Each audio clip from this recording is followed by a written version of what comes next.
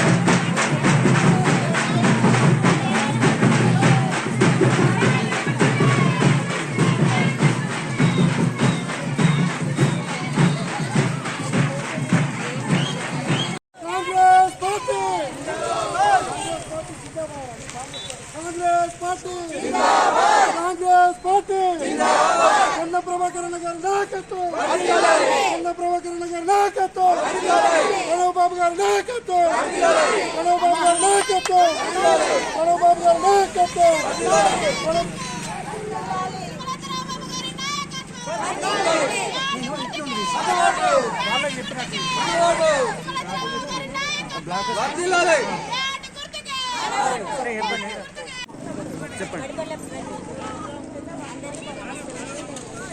నమస్కారాలు అందరికీ. నేను బ్యాట్ గుర్తు నిలబడ్డాను గ్రామ సర్పంచ్గా. మా అందరి నా బ్యాట్ గుర్తుకు ఓటేసి గెలిపించడాన్ని అందరికీ పాదాభివందనం చేస్తున్నాను. గ్రామ ప్రజలందరికీ నా హృదయపూర్వక నమస్కారాలు. ఈరోజు మడిపల్లె గ్రామ పంచాయతీ ఎన్నికల్లో పోటీ చేస్తున్నటువంటి గంగారపు సుమలత రఘుబాబు గార్ల బ్యాట్ గుర్తుకు ఓటేసి గెలిపిస్తే ఎన్ని లాభాలు ఉంటాయని చెప్పని నేను ముందు వివరిస్తున్నాను.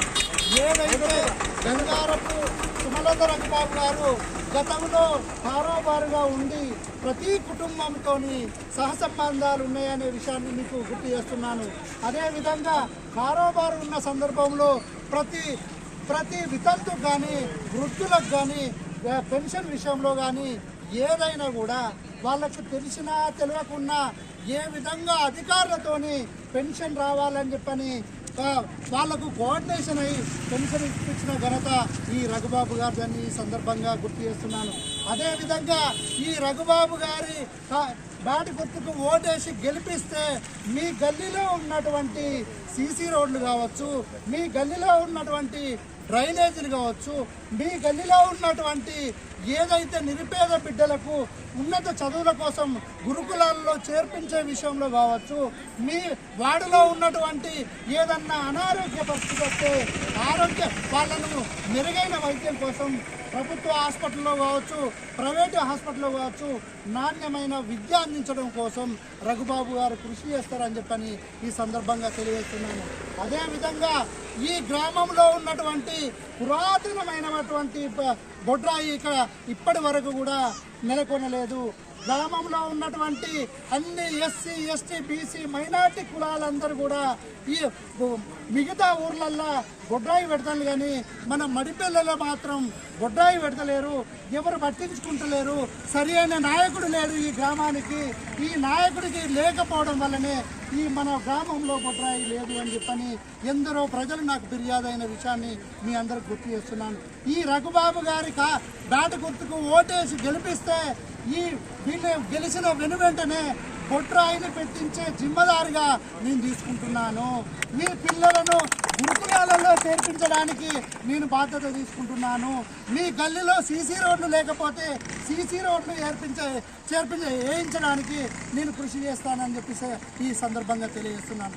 అదేవిధంగా మీ ఇంటికి ప్రతి ఇంటికి కూడా నల్ల నీళ్లు ఏ విధంగా వస్తాయో ఆ విధంగా సిబ్బందితోని అధికారులతోని కోఆర్డినేషన్ అయి ఉన్నత నాయకులతోని ఎమ్మెల్యేలతోని మినిస్టర్లతోని చెప్పించి మీకు మడిపల్లె గ్రామానికి ఏవైతే సౌకర్యాలు కావాలో మేము కొట్లాడి ఈ రఘుబాబు గారికి కోఆర్డినేషన్ అయ్యి మేము తెప్పిస్తామని చెప్పని ఈ సందర్భంగా తెలియజేస్తున్నాను.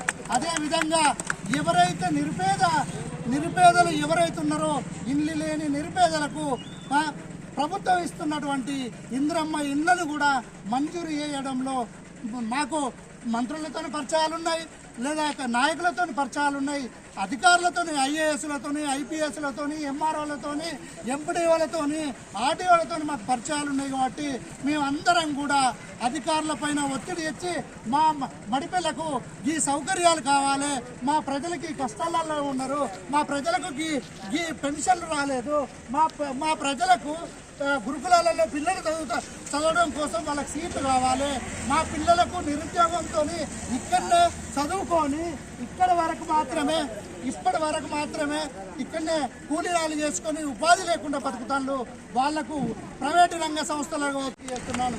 అదేవిధంగా ఏదైతే ఇప్పుడు కళ్ళు మాటలు చెప్పి ఎవరైతే ఈ గ్రామానికి నేను ఈ గ్రామ బిడ్డగా చెప్తున్నాను, ఈ గ్రామానికి భారతదేశ పటంలో ఒక అంతర్జాతీయ క్రీడాకారుగా చెప్తున్నాను.